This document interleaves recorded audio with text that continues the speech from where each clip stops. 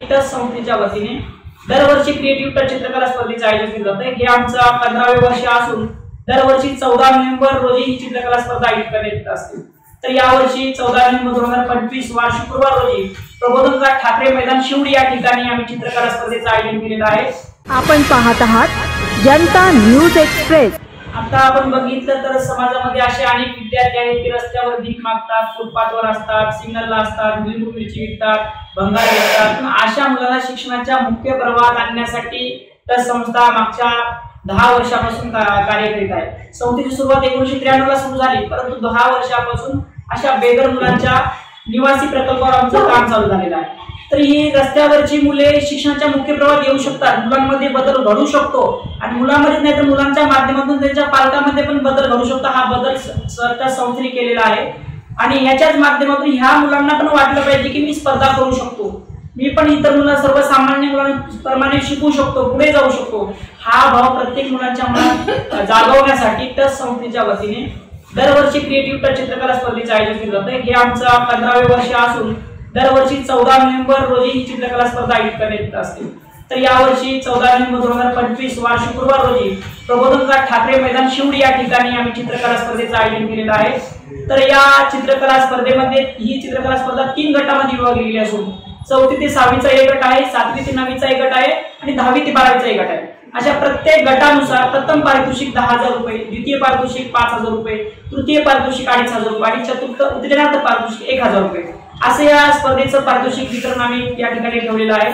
आणि या स्पर्धेच्या माध्यमातून विद्यार्थ्यांची सृजनशील कला जी आहे ती बाहेर यावी, त्यांच्या अंगातले जे उपजित गुण आहेत ते विद्यार्थ्यांना प्रोत्साहनपर व्यासपीठ मिळावं या उद्देशाने ही स्पर्धा राबवत असतो। रस्त्यावरील मुलांना सर्वसामान्य मुलांसारखंच जगता यावं, त्यांना पण स्पर्धा करता यावी इतर मुलांसोबत। त्यासाठी बेघर मुलं, शिक्षणापासून वंचित मुलं आणि जे सर्वसामान्य शाळेत जातात, शासकीय शाळेत जाणारे असतील, निमशासकीय शाळेत जाणारे मुलं असतील आणि खाजगी इंग्लिश मीडियमच्या शाळेत जाणारे मुलं असतील, त्या सगळ्या मुलांचं एकत्रीकरण व्हावं आणि ते सगळ्या मुलांनी एकाच व्यासपीठावर ही स्पर्धा करावी, जेणेकरून जे मुलं चांगल्या शाळेत शिकतात किंवा उच्च शिक्षण घेतात, इंग्लिश मीडियमला शिकतात, निमशासकीय शाळेत शिकतात, त्या मुलांना वाटलं पाहिजे की अरे हे गरीब समाजातले गरीब मुलं आहेत, माझ्यासारखं ह्या मुलांनी पण शिक्षण घेतलं पाहिजे समाजामध्ये, माझ्याप्रमाणे ह्या मुलांमध्ये पण चांगली गुणवत्ता घडली पाहिजे। म्हणून त्या मुलांच्या मनात त्या मुलांबद्दल एक आत्मीयता निर्माण झाली पाहिजे, एक त्यांना एक आपुलकी निर्माण झाली पाहिजे रस्त्यावरच्या मुलांसाठी, जे शिक्षणापासून वंचित मुळे अशा मुलांबद्दल त्यांच्या मनात आपुलकी निर्माण झाली पाहिजे।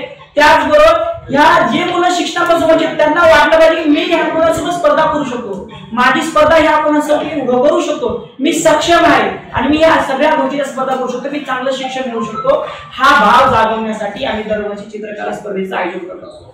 मग हा भाव जागून त्या मुलांना एक प्रोत्साहनपर बक्षीस म्हणून आम्ही हे सगळं पारितोषिक वितरण करत असतो। तर या स्पर्धेची सुरुवात दुपारी 2 वाजता होणार आहे। 2 ते 3 विद्यार्थ्यांचं ज्यांची नाव नोंदणी झाली त्याची नाव नोंदणी होईल। 3 ते 5 या वेळेमध्ये मुलांची स्पर्धा होईल आणि 5 ते 6 हा वेळ मुलांचा कलेक्शनचा असेल, चित्र कलेक्शन असेल आणि त्या ठिकाणी जजिंग होणार।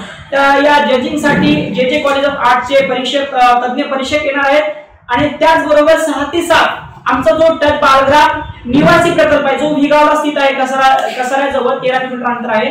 तर त्या ठिकाणी जे निवासी मुलं, जे बेघर मुलं मागच्या 10 वर्षापासून बालग्राममध्ये राहून शिक्षण घेत आहेत, त्या शिक्षण घेऊन आता चांगल्या पद्धतीने त्यांनी समाजामध्ये एक तग धरले आणि चांगल्या पद्धतीने शिक्षण घ्यायला लागले, त्यांच्यामध्ये सुधारणा घडली, त्यांच्या पालकांमध्ये सुधारणा घडली।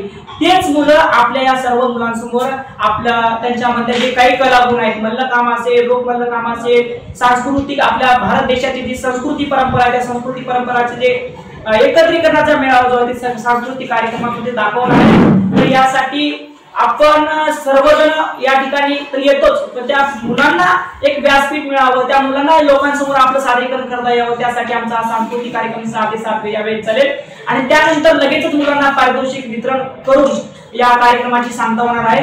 तर हे पारितोषिक वितरण जे आहे तर त्यासाठी मिलिंदजी घैसाळ उद्योजक आहेत, ते या कार्यक्रमासाठी प्रमुख उपस्थित असणार आहेत। त्याचबरोबर श्रीमती संगीता धायगुडे माजी निवृत्त महापालिका आयुक्त आहेत, त्या देखील या ठिकाणी उपस्थित आहेत, त्यांच्या हस्ते मुलांना बक्षीस वितरण करण्यात येणार आहे।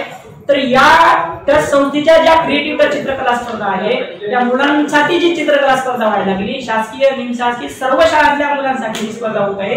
4थी ते 12वीच्या सर्व मुलांना मी आवाहन करतो टच संस्थेच्या वतीने की त्यांनी या स्पर्धेमध्ये आपल्या मनापासून सहभाग घ्यावे असे मी सर्वांना मनपूर्वक सगळ्यांचं अभिनंदन करतो आणि सगळ्यांना या नोंदणी करून या स्पर्धेमध्ये सहभागी होण्यासाठी पुन्हा एकदा ट्रस्ट संस्थेच्या वतीने आवाहन करतो। अशा पद्धतीने ही स्पर्धा खऱ्या अर्थानं पार पाडणार आहे।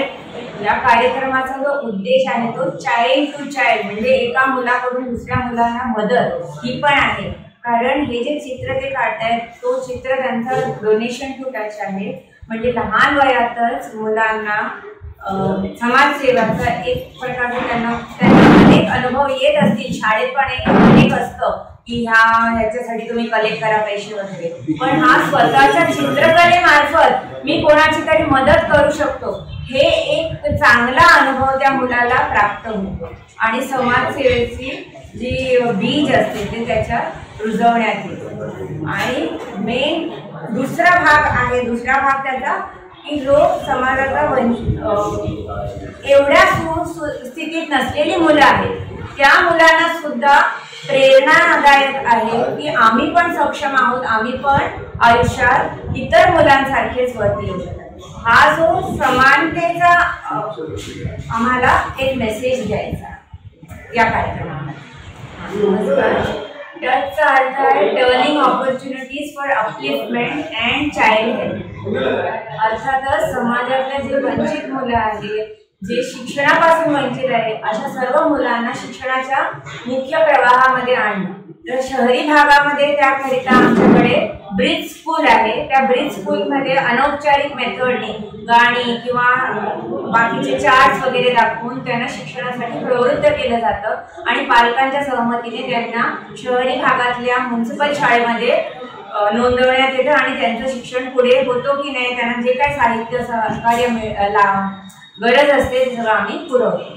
त्याचप्रमाणे जे ग्रामीण भागामध्ये किंवा पाड्यामध्ये आदिवासी मुलं आहेत त्यांना सुद्धा शिक्षणाची गरज आहे। त्यासाठी आम्ही चाइल्ड डेव्हलपमेंट सेंटर म्हणजे बाल विकास केंद्र असे स्थापित केलेले आहे आणि तिथे आमचे सोशल वर्कर आणि त्यांचे इतर सहाय्यक जाऊन त्या मुलांना प्रवृत्त करतात आणि ती मुलं मग जवळच्या जिल्हा परिषद शाळेमध्ये हे होतात, ऍडमिशन घेतात आणि पुढचं शिक्षण पूर्ण करतात। पण काही मुलं घरी राहू शकत नाही, घराच्या आर्थिक परिस्थिती सामाजिक परिस्थितीमुळे ते घरी राहून जेव्हा करू शकत नाही, तर अशा मुलांसाठी आम्ही कसारा येथे विहीगाव नावाच्या जागी बालग्राम आहे, तिथे राहायची सोय आहे। तिथे मुलांना सोशल वर्कर तसेच आई हे त्यांची काळजी घेतात। घरासारखं 8-10 मुलांचं असं सदन आहे, म्हणजे इंडिव्हिज्युअल त्यांना अटेन्शन देता येतं आणि ही मुलं मग तिथून शाळेत जाऊन शिकून येतात। त्याचबरोबर त्यांना म्हणजे संस्कृतीबद्दल बाकीचे जे आहेत हॉबीजबद्दल, खेळ, योगा हे सगळं शिकवलं जातं तिथे, जेणेकरून एकंदरीत त्या मुलांचा विकास होतो।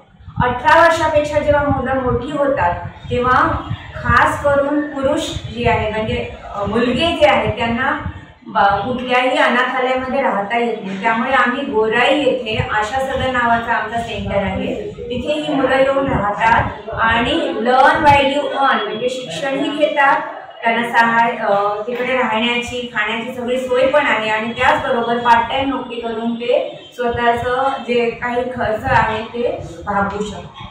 त्याचबरोबर सर्व जी मुलं आहेत भले ते घरी राहून असो किंवा आमच्या बालग्राममध्ये असो किंवा आशा सदनला असो, त्या सगळ्यांना पुस्तकांची गरज असते। त्यासाठी आम्ही पुस्तक पेढी म्हणजे बुक बँक हे आहे आमचे 4 ठिकाणी, मुंबईमध्ये बोरिवलीला आहे, बालग्राममध्ये आहे, नाशिकला आहे आणि रत्नागिरीला। त्याचबरोबर विमेन अँड यूथ एम्पॉवरमेंट करतो, म्हणजे महिला व जे युवा आहेत त्यांना सुद्धा स्वतः शिक्षण किंवा युवा पिढी जी आहे त्यांना कम्प्युटर एज्युकेशन, कम्प्युटर स्किल्स दिले जातात। ज्या महिला आहेत त्यांना शिवणकाम किंवा अशा काही स्किल्स शिकवले जातात जेणेकरून ते आर्थिक मदत करू शकतील त्यांच्या कुटुंबात। त्याचबरोबर आमचं हिलिंग टच आहे। हिलिंग टच म्हणजे अर्थातच त्याच्यात तुम्हाला कळेलच की आपण मुलांचं किंवा बाकी जे समाजातले लोक आहेत त्यांच्यासाठी आरोग्य कॅम्प घेतो आणि त्या कॅम्प मार्फत ज्या निरीक्षण करतो, स्क्रीनिंग करतो आणि ज्यांना गरज आहे त्यांना पुढच्या ट्रीटमेंटसाठी पुढे नेतो. जी छोटी मुलं आहेत आमच्या आशा सदनमध्ये, बालग्राममध्ये किंवा इवन ब्रिज स्कूलमध्ये, त्यांना सगळ्यांना जनताच्या गोळ्या, आयनच्या गोळ्या ह्या सगळ्या पुरवल्या. तर अशा प्रकारे आमचा हा कार्यक्रम आहे, जेणेकरून आमचा उद्देश आहे की कोणतंही मूल मागे पडू नये, सर्व मुलांना समान हक्काने त्यांना शिक्षण घेता यावं आणि आयुष्यात त्यांना पुढे जाता यावं. काही सामाजिक संस्था आहे, आम्हाला शासनाकडून कुठल्याही प्रकारचं अनुदान नाही. आमची सगळी संस्था जी आहे ते समाजावर, आपल्यासारख्या दात्यांवर, आपल्यासारख्या लोकांवर अवलंबून आहे. तर त्यामुळे आम्ही शासनाच्या ह्याच्यामध्ये आमचं काही एवढं आलंच नाही काय का. त्याच्यामुळे शासन फी वगैरे आमची मुलं सगळी जिल्हा परिषद शाळेमध्ये शिकतात आणि आमचं निवासी असावं.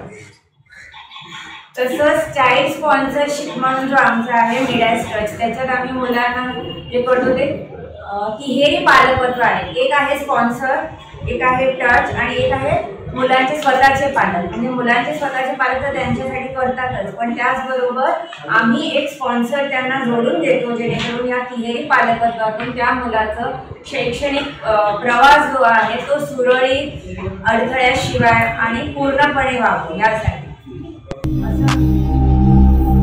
अचूक बातम्या, निपक्षपाती विचार, अन्यायाविरुद्ध वाचा फोडणारे परखड विचारांचे सार्वभौम दैनिक प्रजासत्ताक जनता.